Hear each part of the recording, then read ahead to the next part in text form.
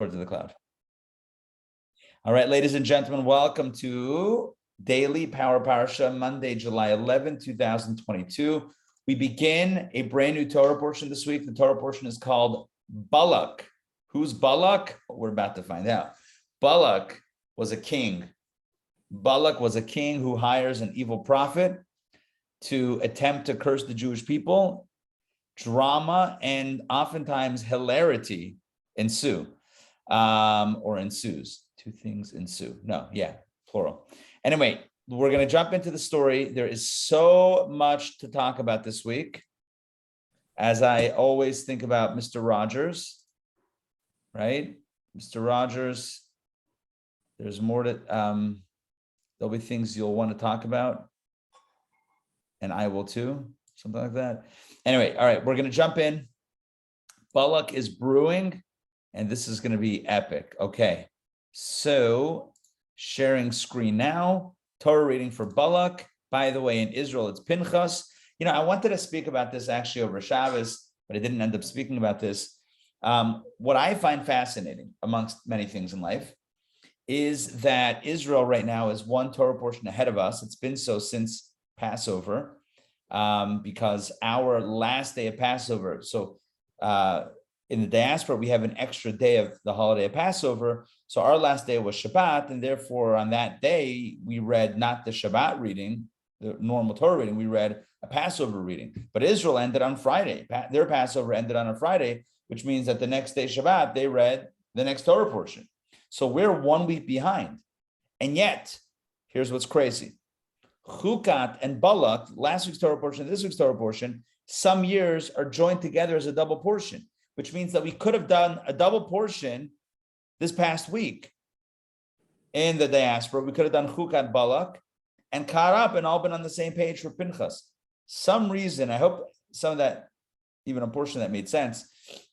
Anyway, I don't want to go over it. The point is that we have had multiple opportunities to catch up to Israel, and yet, for some reason, it's not yet the time. We will catch up at some point soon, but not yet. To me, you know, I was thinking about like, what's the message of that? Why do we want to have that kind of split in the Jewish world where Israel has one parsha that they're studying and reading, and the diaspora has a different one? You know, outside of Israel has a different Torah portion. And I thought, I don't know, maybe, you know, it's another nod, another wink to the power of diversity. That it's, you know, it's good to be on the same page. It's also okay not to be on the same page sometimes. It's okay. We can live with each other even if we're not studying the same Torah portion, right? So Ray, you call up your son in Israel and you want to discuss the parsha. He tells you that's so last week.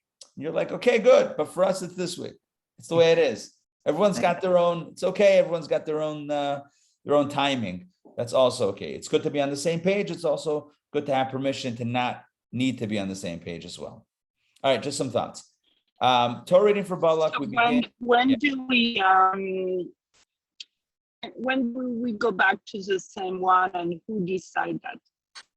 Who decides that? I have no idea. When? I'm not sure either. It's going to happen in the next little bit where we catch up, probably likely through a double portion that we have that they don't have. I need to look at my calendar. I don't have my handy dandy calendar. Actually, that wouldn't help either. I'm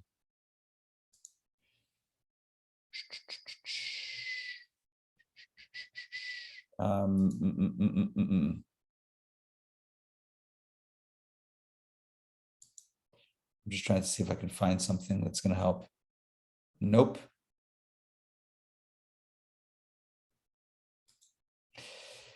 Yeah, I don't know.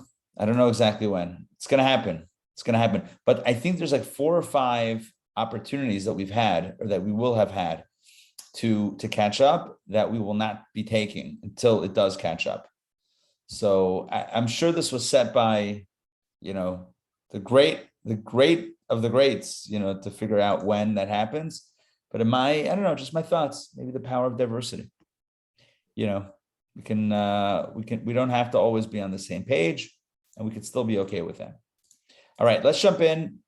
Torah portion is Balak, at least for us. Numbers chapter 22, we begin with verse number 2. Balak, the son of Sipar. By the way, tzipar in Hebrew means bird. Balak, the son of Tzipar, saw all that Israel had done to the Amorites. If you recall at the end of last week's Torah portion, the Jews had defended themselves and vanquished the Amorites. Sichon, the king of the Amorites, was slain, as well as Og, king of Bashan. Anyway, so Balak, the son of Tzipar, he is the king of the nation of Moab, and he is concerned. He's concerned. He sees all that Israel had done to the Amorites. Moab became terrified. The nation of Moab, led by Balak, became terrified of the people, of the Jewish people, for they were numerous. And Moab became disgusted because of the children of Israel. So it begins, if you look at the verbs, so it begins with the king seeing, then the nation becomes terrified, then the nation becomes disgusted. Disgusted is an interesting word. Disgusted, what does that mean? Like, we don't, but it means it moves from fear to a sense of dehumanizing and hate. So Moab, this nation led by Balak, said to the elders of Midian, which is another nation, now this assembly will eat up everything around us, as the ox eats up the greens of the field. In other words, this people are going to destroy everything in their wake, referring to the Jewish people. Balak, the son of Tzipar, was the king of Moab at that time. Okay, well, I said that before, but Torah clarifies. So what's happening here is Balak, the king of Moab, sees what the Jews had done. He becomes terrified and hateful. His people become terrified and hateful, and they send messengers to the elders, to the leaders of Midian, also spreading this fear, spreading this, we have to do something ism about the Jewish people. So he sent messengers, did Balak, to Balam. I know we have a lot of moving pieces here, a lot of names here, but anyway, Balak, the king of Moab, sent messengers to Balam, the son of Baar, to Pithar, that's where he was, which is by the river of the land of his people, to call for him. But who is Balam? Balam was a prophet. Balam was a prophet who used his abilities for nefarious purposes. God gave him spiritual gifts, the gift of prophecy, and what did he use it for? He used it to make a buck. Before we continue, there's sometimes people ask these questions in person or online. Like, if you had a superpower, what would you use it for? If you could fly, what would you use it for? If you could be invisible, what would you use it for? If you could tell the future, what would you use it for? Would you use it for personal gain? Would you use it for some higher, for some greater good? Right? If you could teletransport yourself anywhere right now, would you transport yourself to a vacation spot? Would it be somewhere to help someone else out, to visit with a loved one? What would you use your powers for? Balam had this very question offered to him. Balam was given, Bilam in Hebrew, Balam in English, Balam was given gifts, spiritual gifts, gifts of prophecy, gifts of communication with God. And essentially he was empowered, or he was given the following choice. What will you do with your abilities? If you could speak with God, if you could predict the future, if you could help shape the future, what would you use that gift for? Personal gain or the betterment of the world? Moses had that gift, and he used it for the betterment of his people, for the betterment of God's plan in the world. Balam has this gift. Sages say that Balam was an equal prophet to Moses, which is very hard to imagine. But what did Balam use his abilities for? He used them to make money. He was a prophet for hire. He was a hired gun, a hired prophet, a prophet for profit, as it were. And he made money. He made money off his gifts. If you could predict the future, would you use it to help people and to save lives? would you use it to make money off of gambling, who's going to win the Super Bowl? Simple question. Now, I know what you're thinking. Why not both? Okay, fine. Maybe both. Fine, perhaps. But again, think about it. What would you use your gifts for? Moses has the gifts. He used it for good. Balam, yeah, nefarious purposes. So immediately we're confronted with the power of choice. The power of choice. All right, back inside. So Balak, the king, sends messengers to Balam. He tracks him down. He lives in a hut by the river, maybe a mansion by the river. And he calls for him. And here's the message that was sent to the prophet by the king. A people has come out of Egypt, the Jewish people, and behold, they have covered the eye of the land. And they are stationed opposite me. They're knocking at our border. They're knocking at the border of Moab. So now the king sends his message to Balam. So now please come and curse this people for me, for they are too powerful for me. In other words, if we go to battle, God's going to deliver us into their hand. But I want you to come and curse this people, put a spiritual vex or hex on this people. Perhaps I will be able to wage war against them and drive them out of the land, for I know that whomever you bless is blessed, and whomever you curse is cursed. And I could use some cursing right now, says the king to the prophet. So the elders of Moab, that's Balak's, the king's nation, and the elders of Midian, that was the other nation that he roped in to help fund, I'm assuming, to help fund the operation. So the elders of both nations went with magic charms in their hands, not Lucky Charms, that's the cereal, magic charms in their hands. And they came to Balam and conveyed Balak's message to him about the people who left Egypt, who are covering the eye of the land, who are going to destroy the nation of Moab and perhaps Midian as well. They convey the message, we want you to curse the Jewish people. He said to the messengers, lodge here for the night. Stay overnight. And I will give you an answer when the Lord speaks to me. So apparently, just to clarify, apparently, Balam, the prophet, had a little communicado with God at night. So he says, look, it's not on demand. It's not like I can give you an answer within, 24 minutes. It's not how this works. So stay overnight. And the plan is that tonight, when I communicate with God, I'll be able to get the answer. So the Moabite nobles stayed with Balam. They spent the night. The messengers, the noble messengers. God came to Balam at night and said, who are these men with you? Just let me jump in for a second. You think God didn't know who these people were? I mean, we're talking about God, right? I mean, Balaam's wife might have said, hey, who's in the house? But God is not, God knows everything, but God is kind of, opening up a conversation. Hey, how's it going? I noticed you have some visitors. Can you tell me more? Right? God is kind of like engaging in conversation. It's like when he says to Adam, Adam's hiding after the sin. Are we going to get these stuff? It's like Adam, God says to Adam, where are you?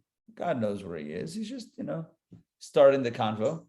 Balaam said to God, in response to the question, who are these guys?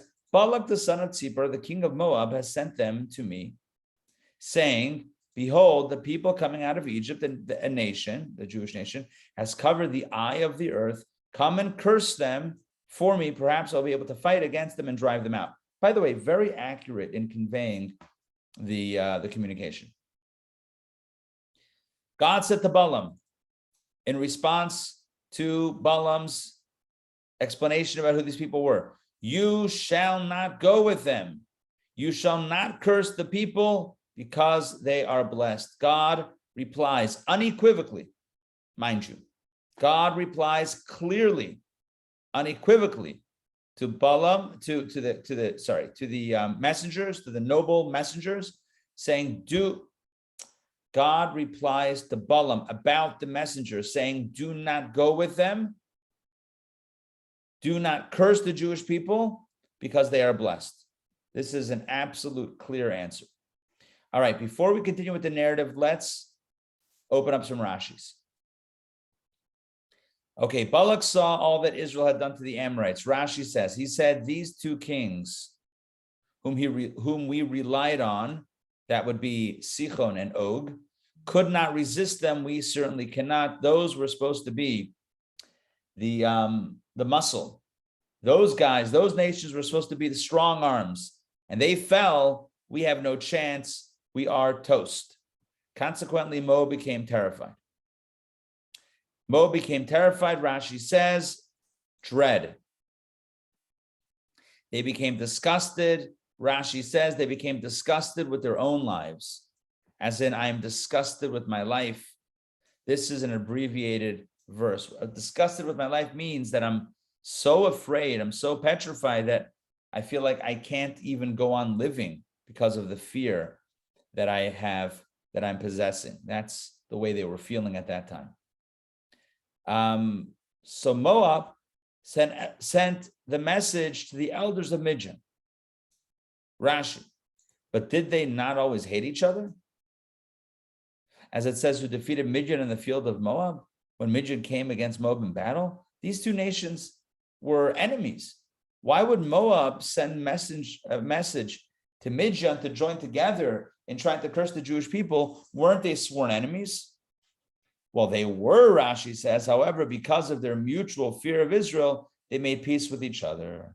In other words, yes, they were enemies, but at this point in time, they had a greater common enemy, and at that point, they banded together, made peace with each other in order to wage battle against the Jewish people. And what did Moab see to take counsel with Midian? Since they saw that Israel was supernaturally victorious in their battles, fascinating. They said the leader of these people, Moses, was raised in Midian. Let us ask them what his character is. They needed some intel from Midian. I mentioned cash. Who knows? Maybe they also wanted to pony up the cash and pay for it jointly. But either way, the elders of Midian were sent the message to give them some intel on what makes Moses tick. Moses is their leader. What kind of guy is he? So they told him, the elders of Midian told them, the representatives from Moab, his strength is solely in his mouth. He's not a physical warrior. He is a teacher. He's a communicator. He speaks to God, etc. So they said, good, we too will come against them with a man whose strength is in his mouth. And thus they went immediately to Balam, the prophet, who used his mouth to curse people. As the ox eats up, whatever the ox has eaten up no longer contains blessing, because the ox uproots the plants it eats. So the Jews are not only going to fight to wage war, they're going to destroy us altogether. At that time, Balak was the king at that time. He was not entitled to the monarchy. He was one of the Midianite nobles, and when Sichon died, they appointed him over them on a temporary basis. Okay. So they sent messengers to Balam, son of Ba'ar, to Pethor. What does that mean? Petora, like this money changer to whom everyone rushes coins, so did all the kings rush their letters to him, asking him for advice. So what does that mean? Rashi, so look at the parentheses here, or the brackets.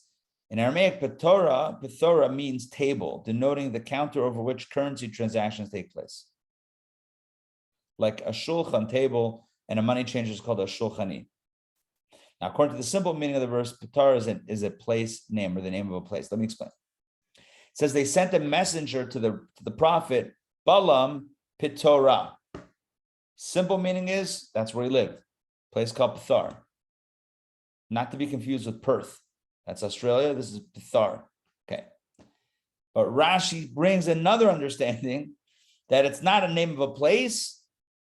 It signifies how popular of a guy he was. Just like, hear me out for a second, just like a pithora, just like a money changer, because pithora means the table of a money changer. Just like a money changer is very popular. Everyone has currency, at least, when that's a thing. Currency is like, you need to change your currency. So just like that's a thing, so too Balam was a prophet who was very popular amongst everybody. Everyone wanted a piece of him. Everyone wanted him to curse or bless someone or something. When I went to yeshiva in London, it was 1996. That's a long time ago. 1996, I was in yeshiva in London. I was, I think, 15 years old. Yeah, sounds about right. Was it 95? 96? Who can remember? Anyway, so I brought cash with me, some cash, not a lot of cash. I brought some cash. Maybe they were traveler's checks. Who can remember exactly what it was back then? This is before Bitcoin, by the way, just so everyone knows, just setting the stage. Before like online banking, I don't think online, no, of course not. Online banking wouldn't have been a thing. 1995, 96. There was online banking? Was it a thing? I've been paying my bills online since the 80s. Really? Of course, I'm so computer savvy. Apparently. Well, I don't think I was. So I just went down to the bank or got somehow traveler's checks. And then when I got to yeshiva, there was a guy. There was a guy in yeshiva, not a student, but like, a guy in the community who that's what he did. He was the one of the side gigs that he had was he was a money changer. He was, he gave you a decent exchange rate. I'm sure he skimmed some off the top or whatever it was. They got to make some money. Hey, Mark. Hi. And that was it. So I got pounds, right? You changed your dollars and you got pounds. Yeah, it's fantastic. So if I had to go to the corner store to buy some, I had to. If I wanted to go to the corner store and buy some food or whatever it was, you had some English currency, some British currency. That was the way we rolled. And so, the beginning of the yeshiva year, you had all the Americans that came with all their cash and, to exchange. So he was very busy. His table was very busy. Well, guess who else was very busy back in the day? You got it. It was Balam, the evil prophet. He was very busy. He had a lot of blessings and curses to give out. So that was the deal. And of course, he took some money on the top or off the top or in exchange for his blessings and curses. Back inside, Rashi, the land of his people, i.e. Balak's people, he came from there. This one, Balam prophecy telling him you are destined to rule. Now, if you ask, why did God bestow his Shekhinah, holy gifts, on a wicked Gentile? The answer is that the nation should not have an excuse to say, had we had prophets, we would have repented. Right? The nations of the world could have said, you know what? If we had been given a Moses, we would be righteous. God says, you sure? I'll give you a Moses. His name is Balam. And we'll see. So God assigned them prophets, but they breached the morally accepted barrier. For at first they had refrained from immorality, but Balam advised them to offer themselves freely for prostitution. In other words, to explain, the end of the Torah portion, when Balam can't curse the Jewish people, he says, okay, here's my advice. He says to the daughters of Midian, says to the Midianites, send your daughters, and the Moabites also, send your daughters to entice the Jewish men into immoral behavior, right? Immoral, intimate behavior, as well as idolatry. Great. So before, they had respected their own daughters, and now they were using their daughters to try to ensnare the Jewish men in untoward acts. And it worked, by the way, which is, says something about the Jewish men, but we'll leave that for toward the end of the Torah portion. But what it means for the people is that what happened is they were so intent on cursing or bringing down the Jewish people that they listened to this guy's advice, the prophet's advice. And what was his advice?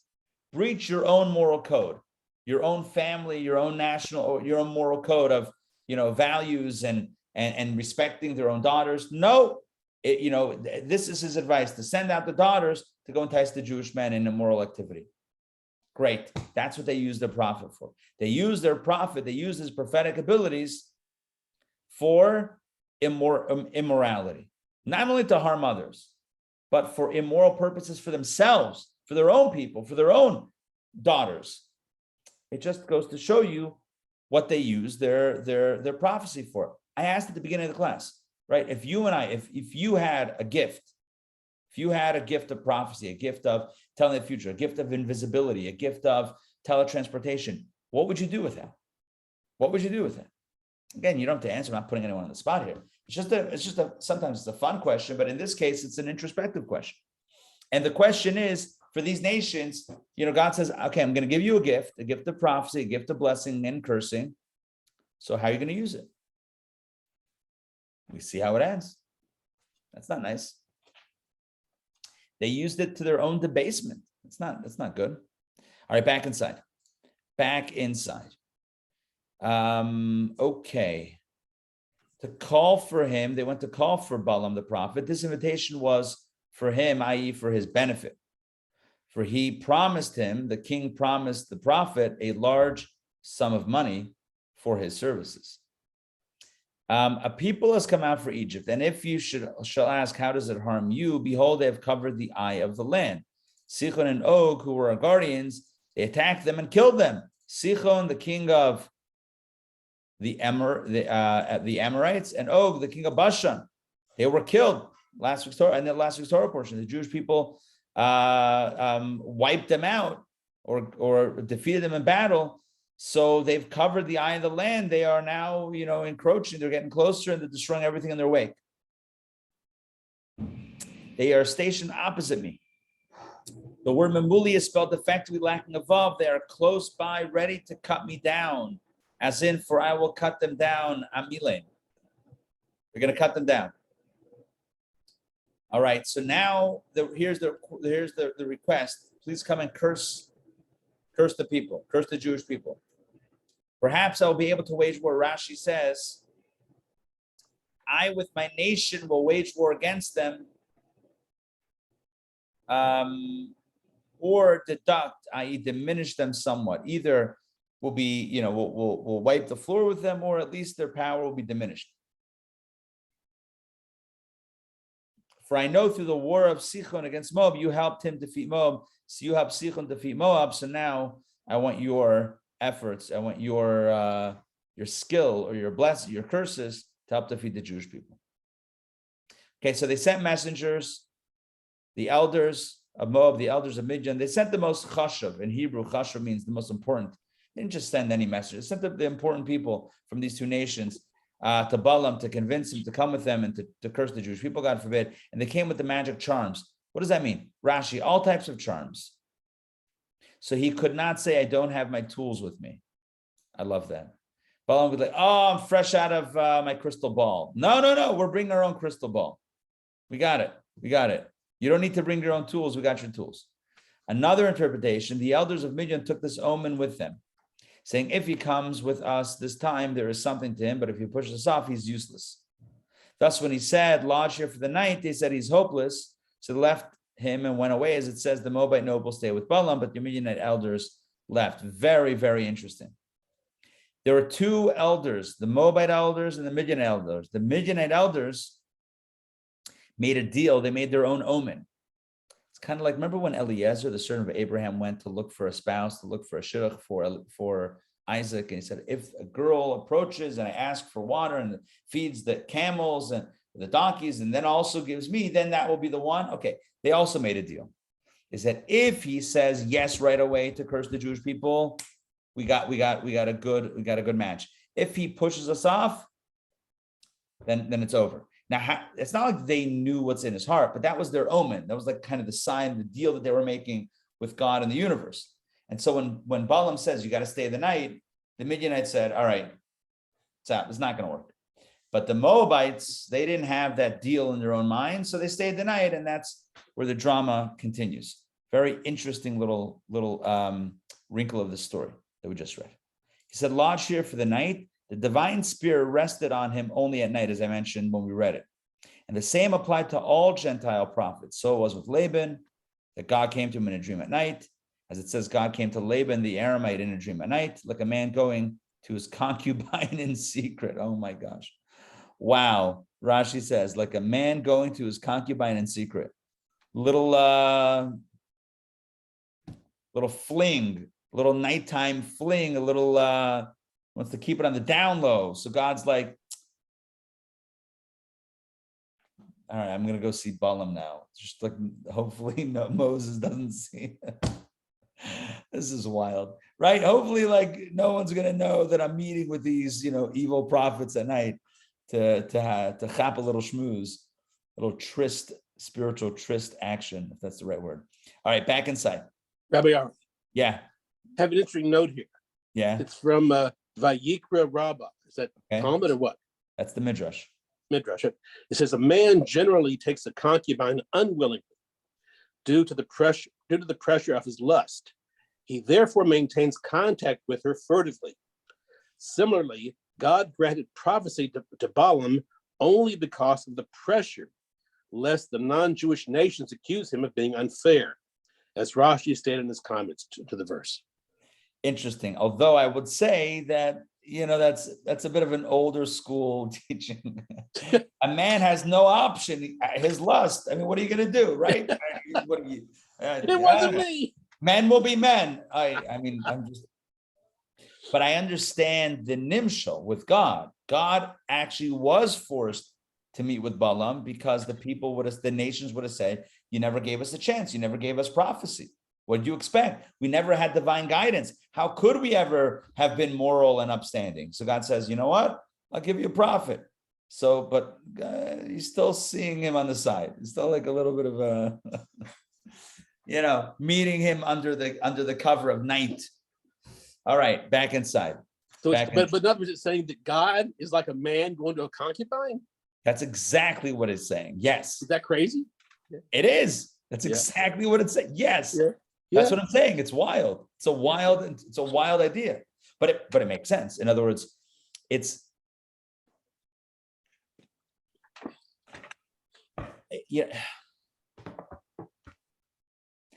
the way the Medrash frames it. It's like you don't really want to, but you have to. So God didn't really want to; He has to. But I don't know. I'm not gonna like humans off the humans. What Rambam said about I'm not going to let men off the hook so easily and say, oh, they had to. Right? They had no other option, so they just did it quietly. At least the kids won't know. I mean, that's ridiculous. Rabbi Ari, yeah. What would the Rambam have said about that with a metaphor toward man? He wouldn't have liked it. I would imagine. Yeah. I mean, but anyway, the point is it's done furtively like other things are done under the cover of darkness. Yeah. Anyway, it's an interesting Rashi from the Medrash. All right, when the Lord speaks to me, so that's why Balam says, stay overnight, stay tonight, and I'll let you know in the morning. If he advises me to go with people like you, I'll go with you. But perhaps it is beneath his dignity to allow me to go with anyone but higher ranking nobles than you. Oh, I love that. He was basically telling them, like, look, I mean, if he says fine, but if he says no, maybe it's because you're not chashuv, maybe you're not important enough. Maybe it's a you thing, not a me thing. It's very interesting. God says, who are these men with you? It came to delude him. God meant, I'm fast forwarding a few lines, God meant to enter into a conversation with him. Like Rashi says on Bereshis, where God, I mentioned this when we read it, when God says to Adam, where are you? Right, but it came to Balam to delude him, for he erred. Balam said, sometimes not everything is revealed before him, for he is not always omniscient. I will find a time when I am able to curse, and he will not realize it. In other words, when God said, who are these people? So Balaam's like, aha, God doesn't know everything. If he doesn't know everything, then maybe I can also curse them. I can also sneak in when God's unaware. God has his eye off the ball, like he's not watching. He's not watching everything. He doesn't know of everything going on. Clearly, these guys snuck into my house, and God's like, did somebody, who is that? He doesn't know. Perfect. Let's try to manufacture some other scenario that he doesn't know to my benefit and my cash flow. Balak, the son of Tzipar, not Tzipar, although I am not important in your eyes, I am considered important in the eyes of the kings. Okay, that was a little bit of a humble posture he was taking with God. Curse it. The expression used by Balam is stronger than the ara, the word used by Balak, for it specifies and details the curse. Okay, fine. Drive it out of this world. Balak said only, and I will drive him out of the land.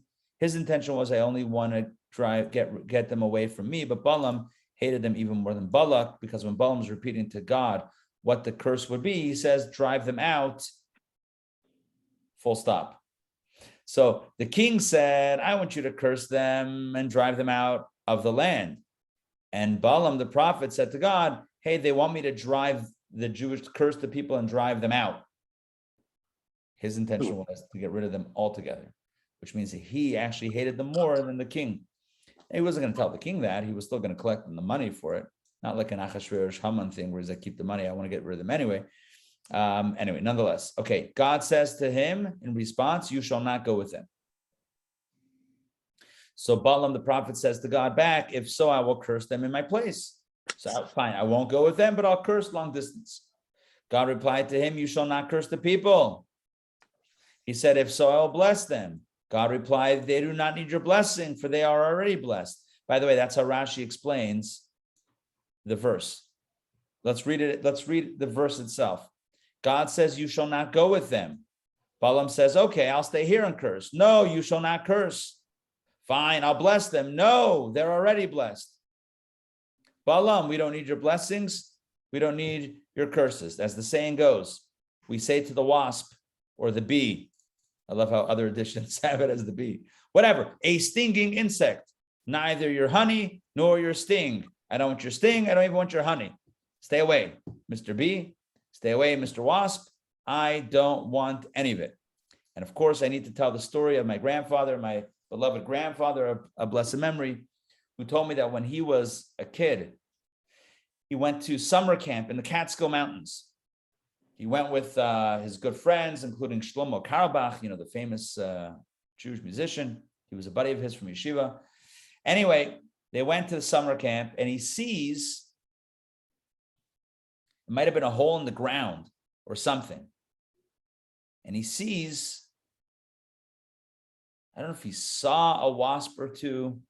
He decided to throw something at it or jam something in it. He was a kid. The next thing you know, a swarm of wasps flew out and started chasing him. He was running. And then eventually, I think he got stung a bunch of times. Eventually, I think he went into the water or something, found some water. And he would often tell that story. My mother would remember the details, but that's what I recall hearing from him about his encounter with the wasp's nest. I think the moral of the story was, don't mess with the wasps. I'm pretty sure that's the moral that I took from that story. But anyway, we say to the wasp, I'd rather you stay away altogether, or the bee. I don't know if wasps don't produce honey, right? Wasps don't have honey. It's got to be a bee, right? Do wasps make honey? No. I guess they all do. Maybe not that we eat, but maybe honey which for themselves. Yeah, so I don't know. I mean, Mark, that's very sweet of you for ascribing that to the wasp. No, anyway, I have no idea. I'm not an expert in this field.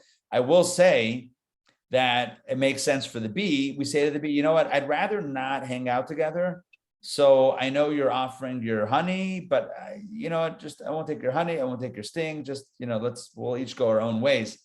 And so that's kind of what God says to Balam. We don't need your blessings either. We don't need your blessings, your curses. The Jewish people don't need your blessings, curses. Just stay home. You're good. Everything's good here. So God is very, very definitive with Balaam's request. He says, hey, these guys came to me. They want to know if I can go curse the Jewish people. God says, no, don't. All right, let's continue the narrative, because the story is just heating up. Reading number 2, Numbers chapter 22, verse 13. When Balaam arose in the morning, he said to Balak's nobles, remember the other ones went home because this guy pushed us off, the omen is gone. So he said to Balak's nobles, that means the nobles of Moab, return to your country, for the Lord has refused to let me go with you. Again, he still alludes to the fact, with you, you guys are not important enough. Maybe you didn't bring enough buttering up gifts or whatever it is. Yeah, I can't go with you. Moab's nobles arose and came to Balak. They came back to the king and they said, Balaam refuses to come with us. He said no. But again, the emphasis is on come with us, implying that maybe if someone else did the asking, maybe he would say yes. So Balak continued to send dignitaries. It fits into the narrative. Balaam continued to send dignitaries more and higher in rank than these, people that were a little bit more honored, a little bit more wealthy, perhaps, a little bit more noble. They came to Balaam and they said to him, so said Balak, the son of Tzipor, please do not hesitate to come to me, for I will honor you greatly and do whatever you tell me to do. The check is blank. So please come and curse this people for me. I'm already considering it. Man, I'm kidding. That was a joke. The check is blank. Whatever you need, whatever you want, it's yours. Just come and curse this people for me. Balaam answered, and he said to the servants, it seems like he answers, he answers right away.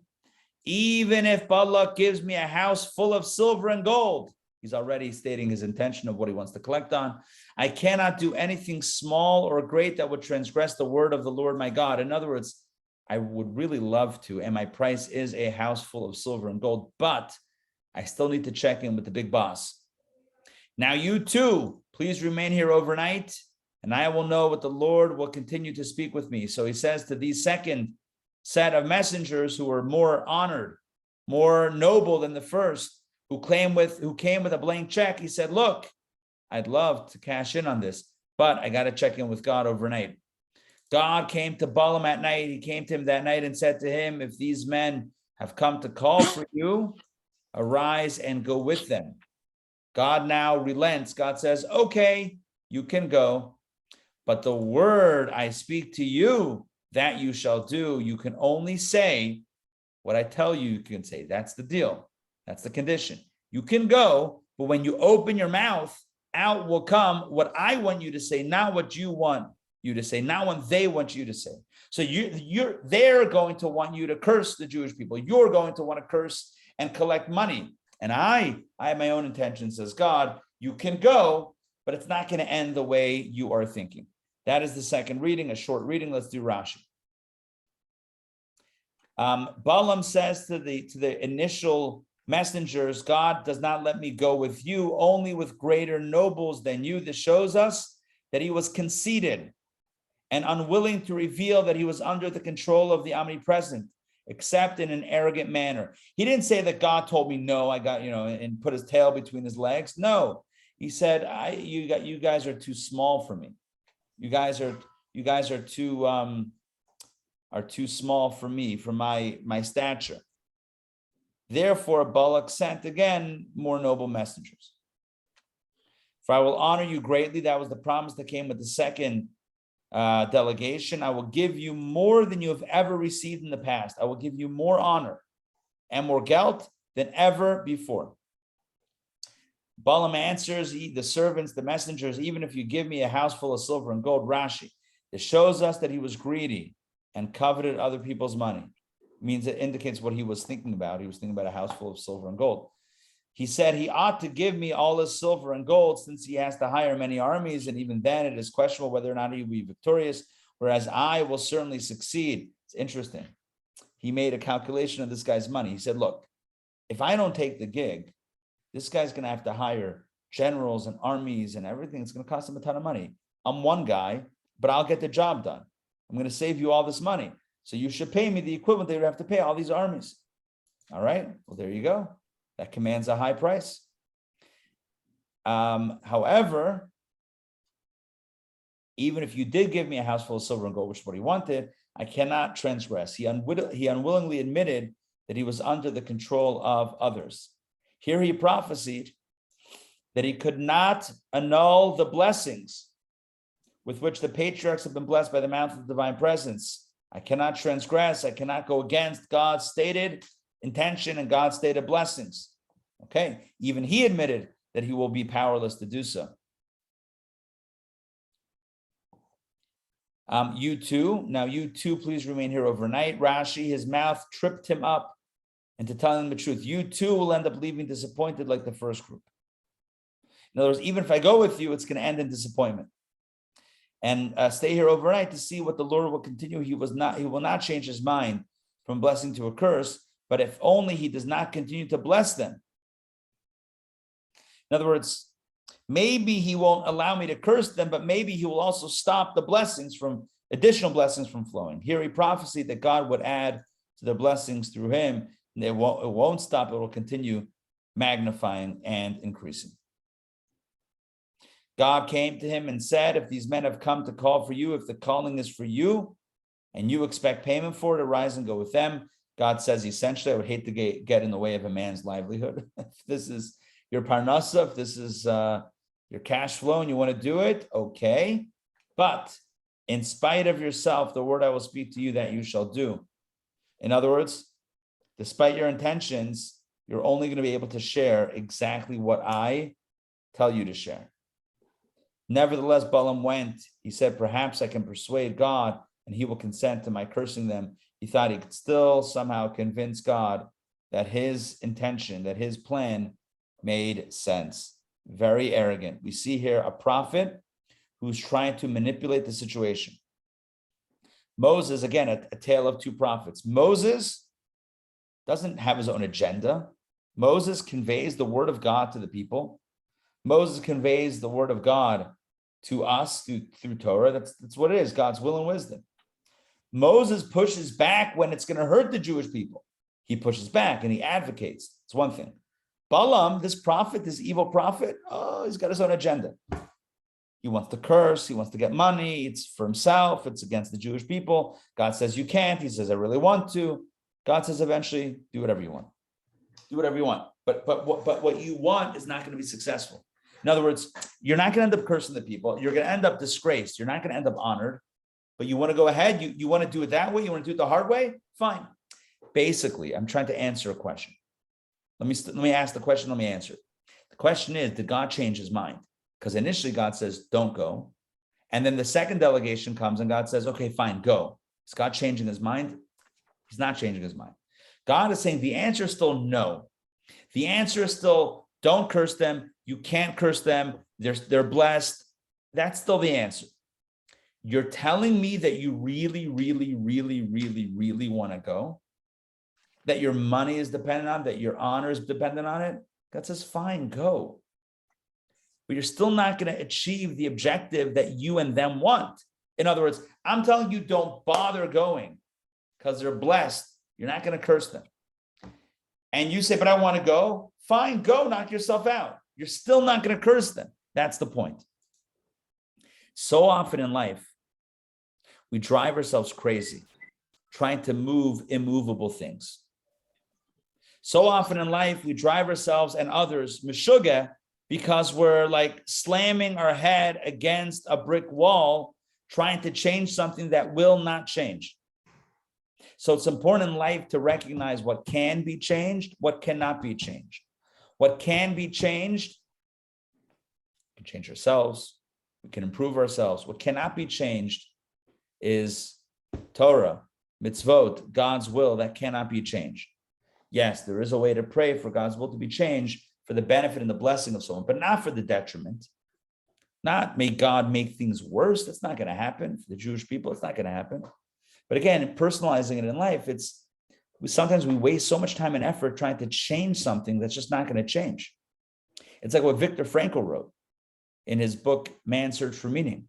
When we finally realized, I'm paraphrasing, when we finally realized that we couldn't change the circumstances, then we worked on changing ourselves. Or maybe he writes this in general, when a person realizes they cannot change their circumstances, then they can begin the process of trying to change themselves. And I think that's very powerful.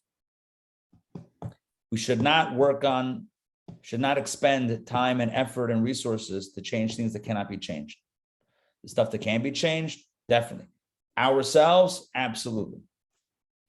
Balam was just barking up the wrong tree. God told him no. He pushed. God says, fine.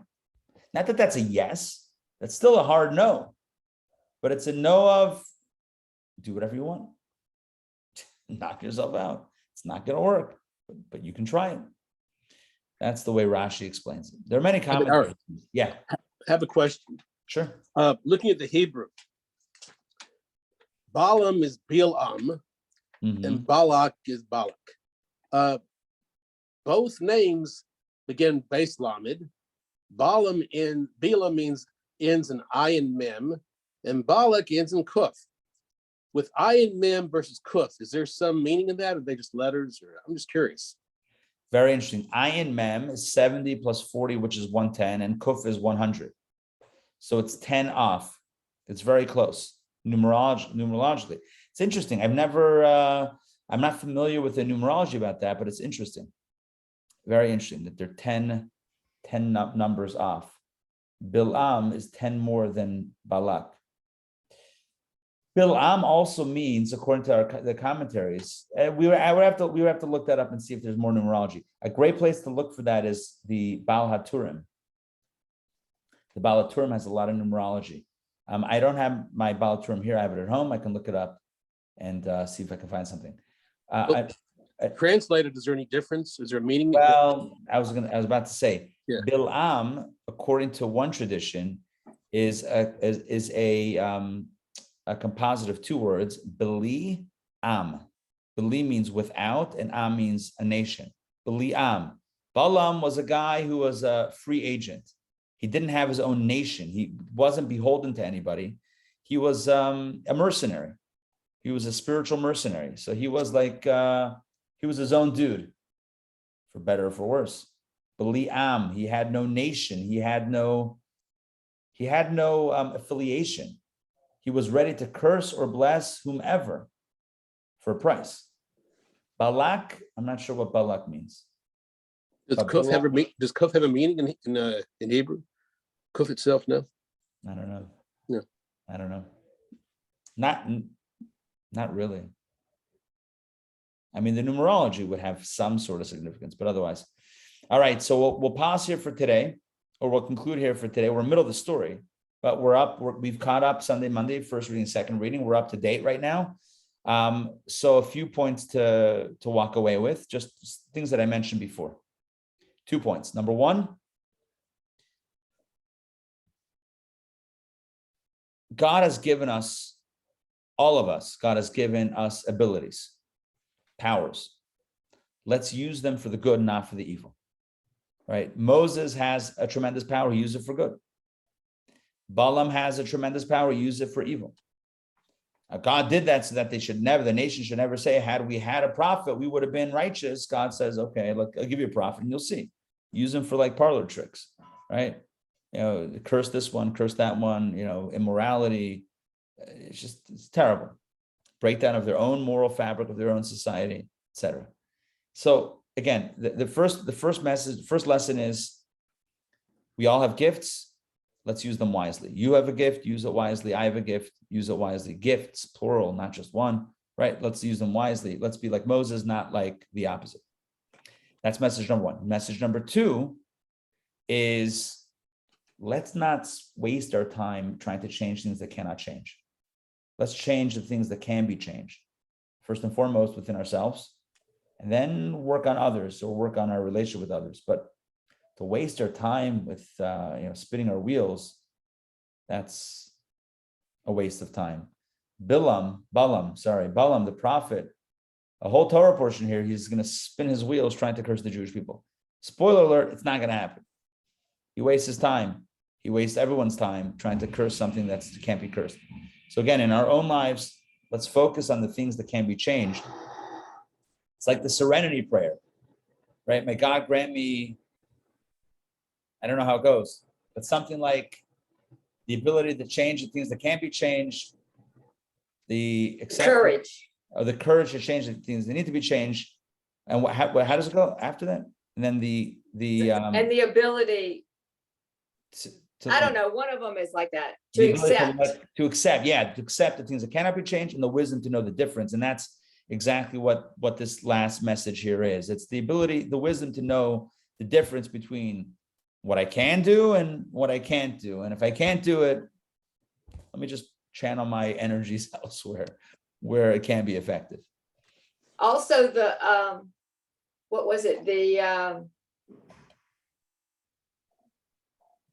one of the things I just read about the devotion, I mean, the whole thing, is that God gave us the evil inclination, not just for a test, but so we can know the difference, so we can learn what to accept and not accept. Yeah, that's powerful. The daily wisdom, rather. Yeah, Like that's good. I like that. I like that. Yeah. To have that clarity, the clarity of the contrast. Yeah. So here's the question. Moses or Balam? That's the question in life. Moses or Balam, behind door number 1, door number 2. Are we using the gifts that we've been given for good or for the opposite? It's not a gotcha question. It's a question that we should ask every time we make a decision, what to do with our time or our abilities. Let's think about that. Am I using this for good or for some other distraction? All right. Great to see you all today. Great to study together. Century safe travels. Enjoy the beautiful, I'm sure, and maybe balmy, but beautiful otherwise, Florida weather. And all of us locally, enjoy life. Have a wonderful day. Yom Tov. Let it be a good day. We'll see you all. Thank you, guys. Yeah, Go see off. you tomorrow. Take care.